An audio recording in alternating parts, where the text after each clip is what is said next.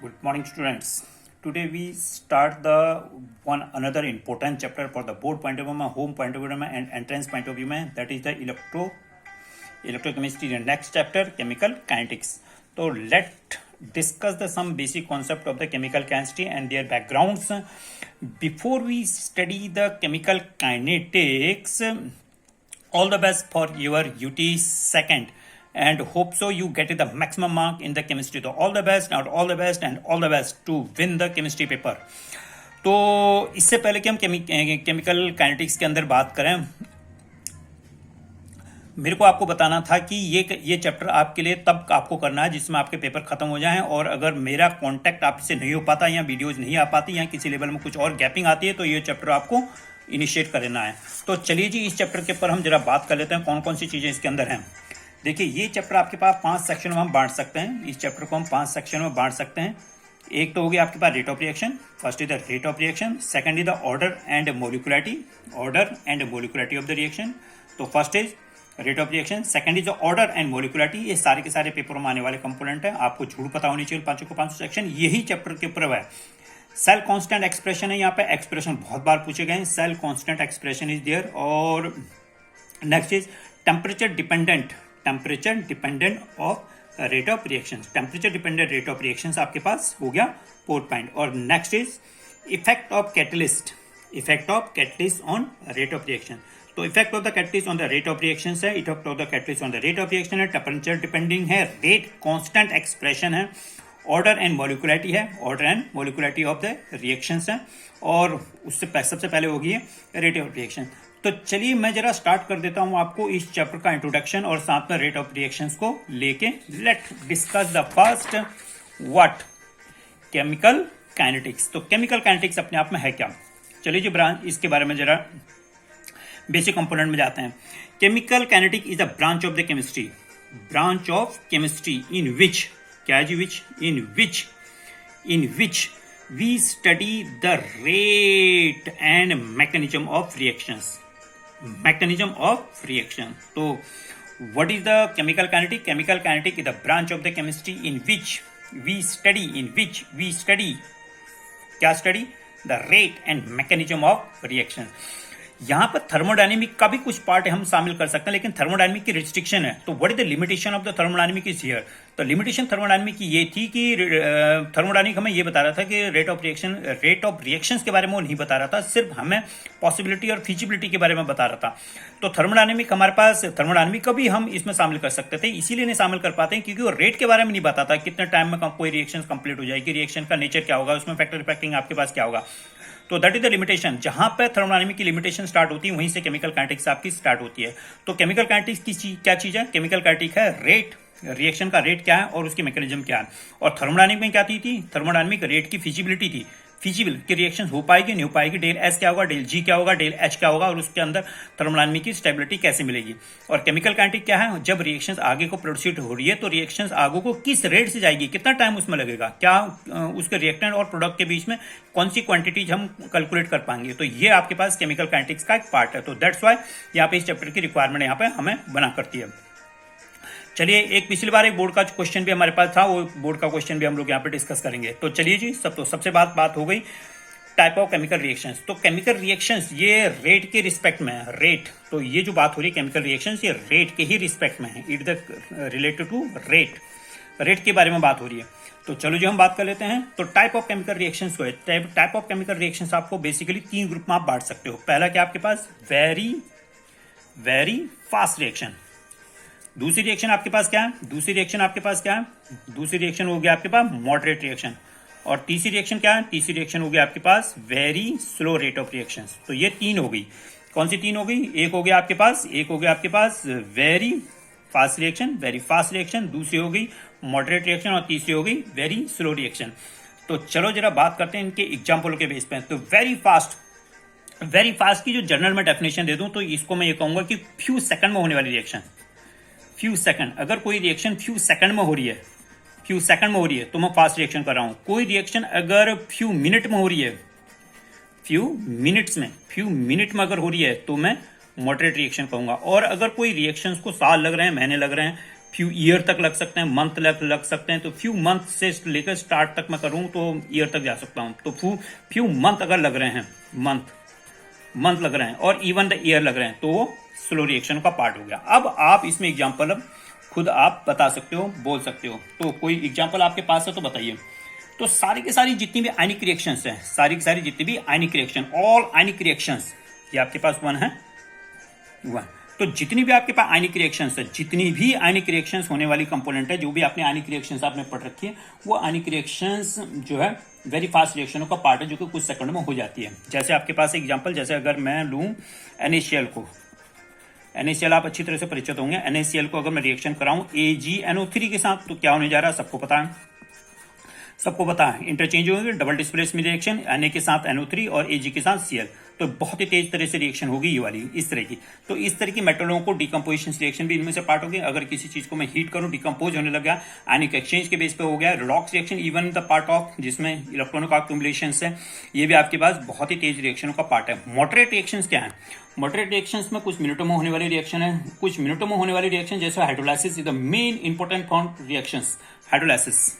Hydrolysis इसका सबसे बड़ा एग्जांपल है। हाइड्रोलाइसिस आएगा हमारे पास, ऑर्गेनिक में भी आएगा। Hydrolysis is the part of this reaction. For example के बेस पर अगर मैं यहाँ पर कोई रिएक्शन लिखूं, तो आपके पास हो गया केन शुगर का एग्जांपल क्या हो गया?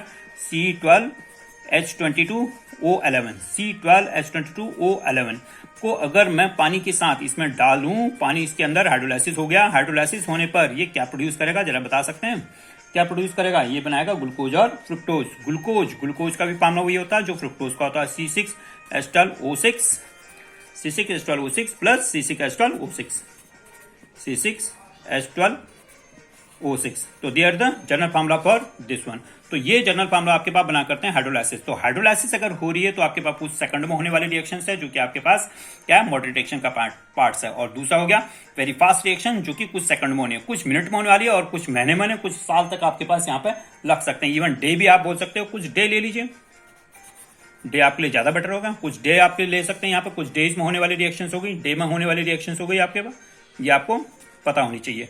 तो महीना लग गया इसमें। चलिए अब कुछ डे में आपके पास ये भी बोल सकते हो एग्जांपल के बेस पर, rusting is the best example for this. Rusting is the example for this one. तो ये आपको पता होनी चाहिए। तो चलिए एक बार फिर से वापस बता दूं आपको। केमिकल काइनेटिक्स एक चैप्टर आपको स्टार्ट करना है। कब करना है? जब आपके पास पेपर कंप्लीट हो जाए, तो इसको आपके पास कंप्लीट करने के लिए आपके पास मैटर हो जाएगा। तो ब्रांच ऑफ द केमिस्ट्री है, जिसके अंदर हम क्या स्टडी करते हैं, रेट और उसकी मैकेनिज्म। इनके बेस में हम रिएक्शंस को 3 ग्रुप में बांटते हैं। कौन से 3 ग्रुप हैं? एक आपके पास वेरी फास्ट रिएक्शन, एक आपके पास मॉडरेट रिएक्शन, और एक होगा आपके पास स्लो रिएक्शंस। अब इनकी डेफिनेशन किसके बेस पे जाए? कुछ सेकंडों में होने वाली रिएक्शन वेरी फास्ट है, कुछ मिनट में होने वाली मॉडरेट है, कुछ दिन में होने वाली रिएक्शन, मंथ में होने वाली रिएक्शन, डे तक हो सकती है, बहुत ही स्लो रिएक्शंस होती हैं, ये आपके पास है। इसके बेसिक एग्जांपल क्या हो गए? सारे के सारे आयनिक रिएक्शन, ऑल आयनिक, आप यहां पर बोल सकते हो all ionic reactions are the basic example for this. All hydrolysis reactions are the moderate reaction. और स्लो रस्टिंग हो गए, रस्टिंग के प्रोसेसिंग में, और कोरोजन हो गए, they are the example of very slow reactions. Next, अब बात थी जो मैंने आपको पहले पॉइंट बता रखा था, भाई वाला वर्ड तो आया नहीं, जो पहले हेडिंग दे लिखे थे, रेट ऑफ रिएक्शन। तो अब देखिए जरा, रेट ऑफ रिएक्शन हम किसे कहते हैं? रेट ऑफ रिएक्शन किसे कहते हैं? रेट ऑफ रिएक्शन का मतलब है decrease in concentration of the reactant. Concentration कि रिएक्टेंट की कंसंट्रेशन घटेगी, रिएक्टेंट की कंसंट्रेशन घटेगी, और प्रोडक्ट की कंसंट्रेशन बढ़ेगी। तो देखिए क्या है, decrease in concentration of the reactant और increase the concentration of product per unit time. तो टाइम के अकॉर्डिंग रिएक्टेंट तो कम हो गए, प्रोडक्ट आपके पास बढ़ गया। तो रिएक्टेंटों का कम होना, प्रोडक्ट का बढ़ना पर यूनिट टाइम के बेस पर, इसे हम क्या कहा करते हैं? Rate of reaction. अब ये रेट ऑफ रिएक्शंस को हम 2 ग्रुप में कैलकुलेट कर सकते हैं। 2 ग्रुप हमारे पास होते हैं, एक है इंस्टेंटेनियस रेट ऑफ रिएक्शंस। कौन सी है? इंस्टेंटेनियस। और दूसरी कौन सी है? एवरेज। इंस्टेंटेनियस और एवरेज। तो फिर से बात, रेट ऑफ रिएक्शन क्या है? रेट ऑफ रिएक्शन है डिक्रीज इन कंसंट्रेशन। किस चीज का डिक्रीज होगा? रिएक्टेंट का। इंक्रीज होगा किस चीज का? प्रोडक्ट का। तो इसको हम नापने के लिए हमारे पास 2 तरीके, 2 मेथड है। एक हो गया instantaneous and second is average. Instantaneous और एवरेज के बेस पे क्या है? इंस्टेंटेनियस और एवरेज को समझने से पहले जरा एक मैं छोटा सा एक आपके पास ग्राफ बनाना चाह रहा हूं, और ग्राफ आपका इस तरह से है। ये आपके पास कंसंट्रेशन के बेस पर है, और ये आपके पास टाइम के बेस पर है। अब कोई रिएक्टेंट यहाँ पर है, कोई रिएक्टेंट यहाँ पर धीरे धीरे धीरे धीरे करके क्या हुआ, प्रोडक्ट में तरफ कन्वर्ट हो गया, तो रिएक्टेंट खत्म। यहाँ पर आपके पास कंसंट्रेशन है, ये आपके पास टाइम है, कंसंट्रेशन और टाइम के बेस पर ये। तो अब ये टाइम में अगर आपको 5 मिनट लग रही है ये रिएक्शन को खत्म होने में, चलिए 5 मिनट का टाइम लग रहा, 5 मिनट का मतलब मॉडरेट रिएक्शन होगी, वैसे मिनट का टाइम लग रहा। इस 5 मिनट के टाइम में अगर मैं यहाँ पर कैलकुलेट करने लगूँ कि इसकी कंसंट्रेशन यहाँ पर कितनी है, यहाँ पर कितनी होगी, यहाँ पर कितनी होगी, ये अगर मैं कंसंट्रेशन इसकी यहाँ पर नापूं और इसी तरह से कंसंट्रेशन मैं यहाँ पर नापूं, तो इंडिविजुअल टाइम पर इस पर्टिकुलर 1 सेकंड में, इस पर्टिकुलर 1 सेकंड यानी 5 मिनट के अंदर का कोई पार्ट, जैसे 5 सेकंड के अंदर में, 5 सेकंड में जितनी भी है, और लगा लीजिए एक मिनट में कर लूँ, एक अगर मिनट में लूँ, तो आप बोलोगे भाई 30 सेकंड के अंदर होने वाली जो रिएक्शन था उसका क्या हाल है, 30 सेकंड में अंदर क्या है, दैट इज कॉल्ड इंस्टेंटेनियस।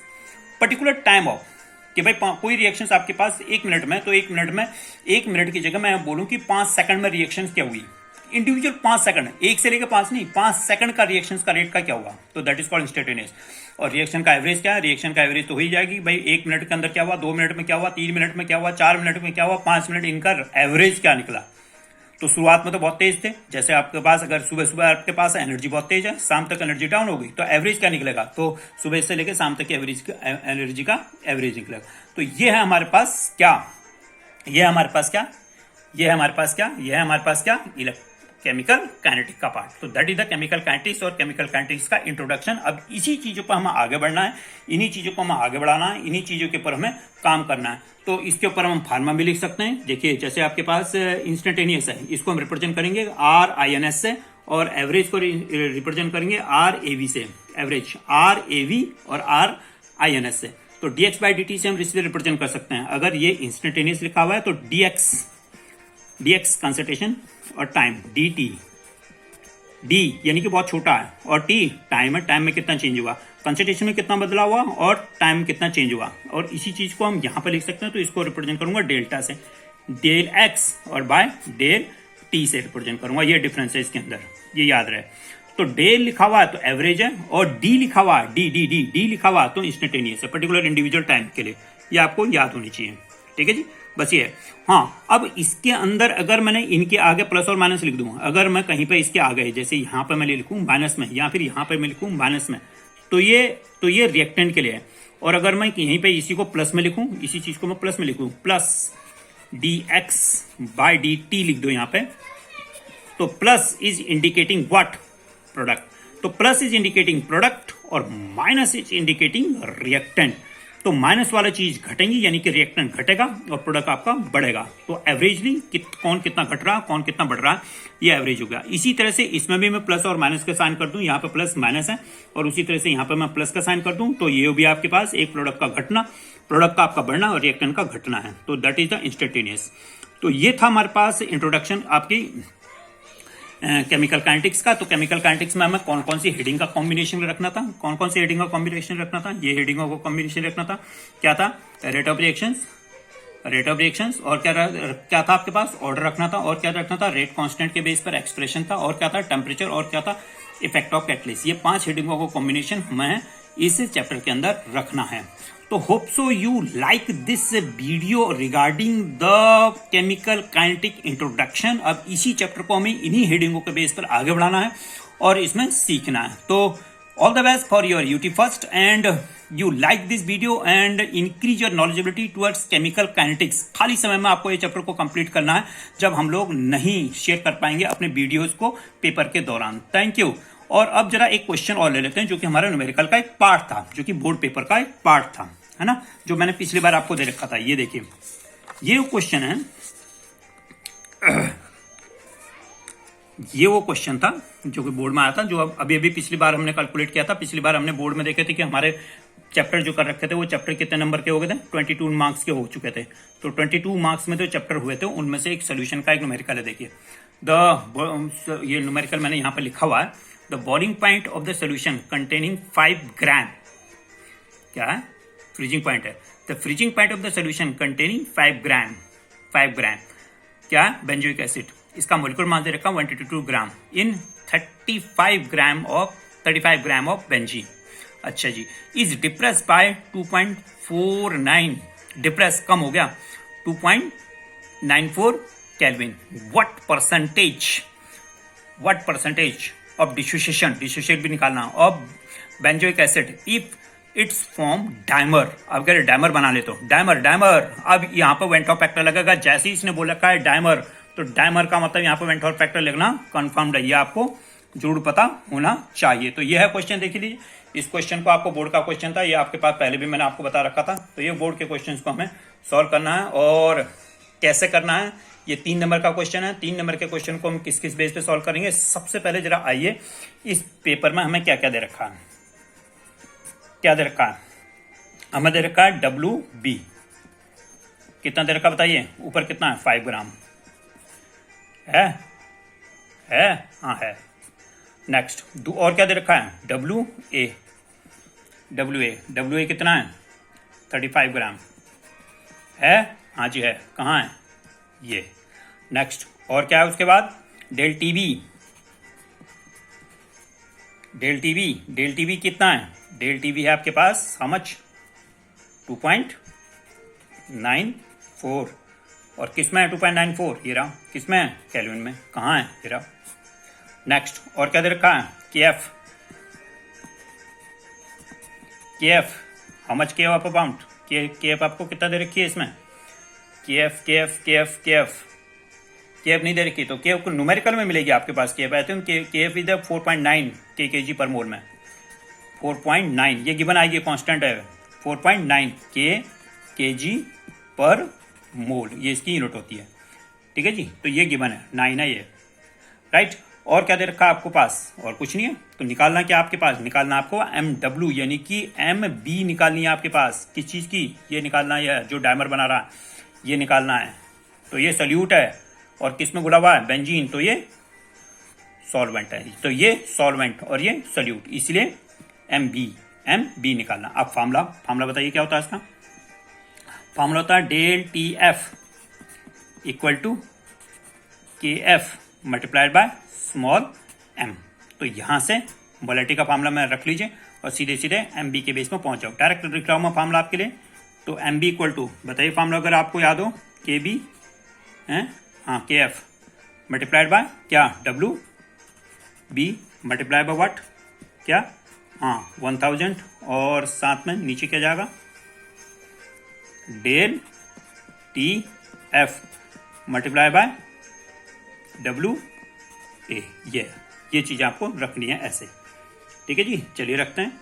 तो MB इसको आप 2 अल्टरनेटिव एक दूसरे मेथड से भी कर सकते थे। सारे स्टेप में यही मेथड मिलेगा आपको। तो 4.9 इज द गिवन मल्टीप्लाइड 4.9 ऊपर मैंने आपको बताया था ये रहा 4.9 WB कितना है इसमें। WB अभी आपने लिखा था 5 और 1000 हो गया आपके पास कांस्टेंट वैल्यू इसके बेस पे। नेक्स्ट साथ में डेल TF अभी आपने बोला था 2.94 कहाँ ये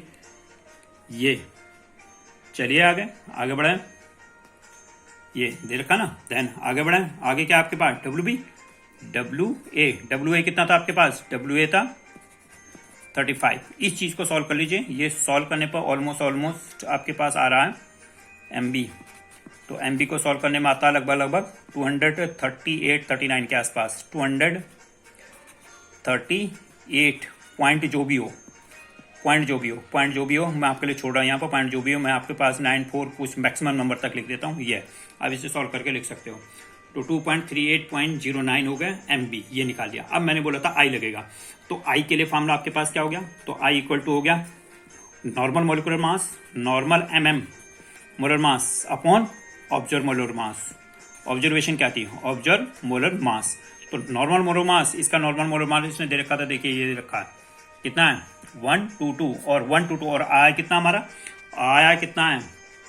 आया है हमारे पास कैलकुलेट करके कितना आया हमारे पास 238.09। ये मैंने मैक्सिमम लिख रखा है, इसमें आप चेंज थोड़ा सा कर सकते हो। तो नॉर्मल कितना था, नॉर्मल था आपके पास 122 और ऑब्जर्व करके हमारे पास कितना आया 238। इन दोनों को सॉल्व करिए। इन दोनों को सॉल्व करने के लिए क्या आएगा आपके पास ऑलमोस्ट 0.5। इसे भी सॉल्व करिएगा, क्या है 0.5 आ रहा नहीं आ रहा, ये आ गया। देन अब रखिए I के फॉर्मूले में। तो I इक्वल टू यानी कि अल्फा निकालना आपको। इसने बोला था डिसोसिएशन भी निकालिए, ये रहा आपके पास डिसोसिएशन भी निकालना है। डिसोसिएशन तो डिसोसिएशन आई इक्वल टू, अब ये फार्मूला आपको डायमर के बेस पर है तो आपको फार्मूला पता होनी चाहिए, i equal to 1 minus alpha by 2, alpha by 2। अब ये अल्फा बाय 2 क्यों हुआ? क्योंकि डायमर बनना था, डायमर ये डायमर बनना था, इसीलिए आपने 2 रखा। तो अब आपके पास यहां से आई आपके पास है, हाँ है, अच्छा जी, आई आपके पास है, हाँ है, 1 आपके पास पता से पता है, अल्फा आप यहां से निकाल सकते हो, बिल्कुल निकाल सकते हो, बस अल्फा आपको निकालना है, 100 से मल्टीप्लाइड करनी है। तो अल्फा जो भी यहां से निकलेगी, अल्फा आप जो भी निकालोगे आप यहां से, वो शेयर करेगी कि आई अल्फा आपकी कितनी निकली, अल्फा आपकी कितनी निकली, और अल्फा निकालते ही आपको क्या करना है, अल्फा जितनी भी निकलेगी उसके बाद मल्टीप्लाइड करनी है किससे, 100 से, 100 से मल्टीप्लाई करती परसेंटेज आ जाएगी, ये आपका पास आंसर है। तो आंसर को शेयर करिए, यूट्यूब में शेयर करिए, चाहे जहां पे भी आप शेयर करना चाहें शेयर करिए कि आपका ये आंसर कितना है, ये बोर्ड में क्वेश्चन था। तो देखिए ये है आपके पास फार्मूला डायमर के लिए, और अगर डायमर नहीं बोलता तो आपके पास फार्मूला कौन सा लगेगा ये भी बताइएगा, यहाँ पर फार्मूला कौन सा लगेगा, if the dimer is not. तो ये था वो क्वेश्चन, देख लीजिए जरा आराम से, हर स्टेप हो। सबसे पहले आपके पास करने के जो तरीके हैं वो यही है कि क्या क्या आपके पास दे रखा था, उसको लिख लीजिए। देन उसके बाद फार्मूले के बाद आई, मैं इसे अल्टरनेटिव मेथड से भी कर सकता था सीधे, कौन से फार्मूले से, इस वाले फार्मूले से। देखिए आई आप यहां से भी निकाल सकते थे, del T F equal to I into क्या K F multiply by M. ये आई को आप सीधे भी रख सकते थे, लेकिन फिर भी आपको एम तो निकालना ही पड़ेगा वहां पे। ये थी बात एम को निकालने के लिए। तो इस फॉर्मूले से आप इसे सॉल्व कर लीजिए। ये कि बोर्ड में आया हुआ क्वेश्चन है, इसी साल का बोर्ड में आया हुआ क्वेश्चन है। अल्फा बताइएगा मेरे को कितना है, अल्फा की परसेंटेज आपके पास का, ये दोनों आंसर को वेरीफाई किए कि ये आंसर आपके पास ठीक आ रहा नहीं आ रहा, ये और ये आंसर, और बताइए कि आपके पास किस लेवल में ये क्वेश्चन आपके पास हुआ है। ये था बोर्ड का पेपर जो कि सोल्यूशन से था। तो hope so this question is तो again too helpful to increase your knowledgeability towards the numerical capabilities. तो चलिए जी, फिर मिलेंगे अगली बार, और ऑल द बेस्ट आपके लिए, यूटी के लिए बहुत बहुत धन्यवाद, शुक्रिया, थैंक यू, डबल नमस्ते टू ऑल, बाय।